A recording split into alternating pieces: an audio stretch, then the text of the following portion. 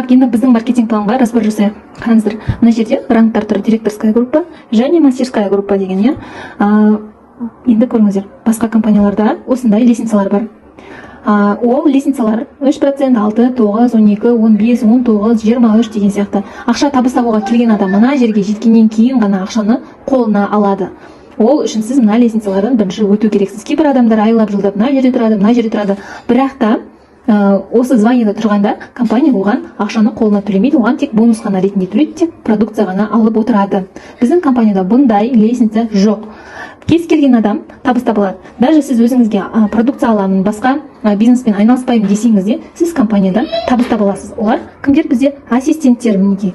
Ассистент мысалы үшін өзіне продукциясын алды, мамасын тіркеді, мамасы жаңағы аяғы қақсайды, иә, оған биорун алды, мамасы апкесін тіркеді, ол балаларына витаминдер алды, D3, омега 3 деген сияқты, иә.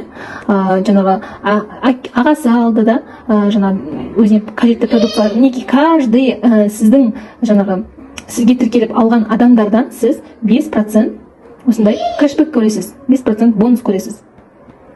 Мінекей. Енді қараңыздар, ассистенттің, потребительдердің бұл жерде балдары күймейді, балдары сақтала береді. 30 балл, 20 балл. Осылай бір жыл бойына жаңағы ассистенттің балы сақталады. Когда бұл балл 500 балға жеткен кезде автоматты түрде ол директор статусына көшеді, директор болады. Және де мына жерде 5% емес, уже әрбір кабинет арқылы алған адамнан 10% табыс көреді. Өте керемет, иә?